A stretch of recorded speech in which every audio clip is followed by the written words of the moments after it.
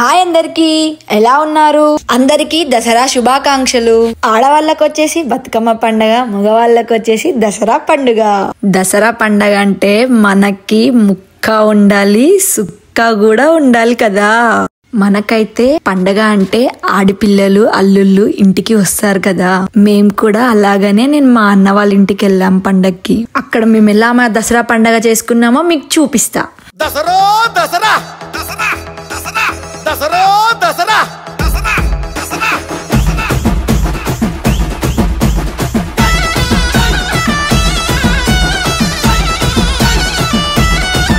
పొద్దున్న లేవగానే వంట స్టార్ట్ అయిపోయింది. ఫస్ట్ మేము స్టాటస్ ప్రిపేర్ చేసుకుంటున్నాం.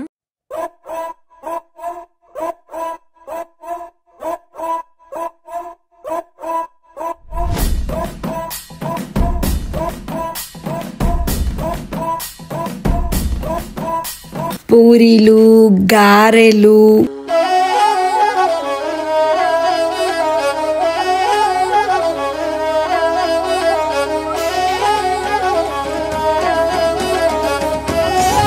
స్టార్టర్స్ తో పాటు mutton curry, chicken curry, paneer curry, bagara rice అన్నీ చేసేసుకున్నామండి మేము.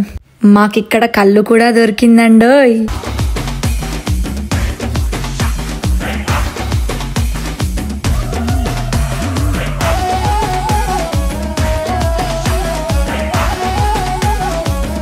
చూసారు కదండి మేము ఎలా సెలబ్రేట్ చేసుకున్నామో.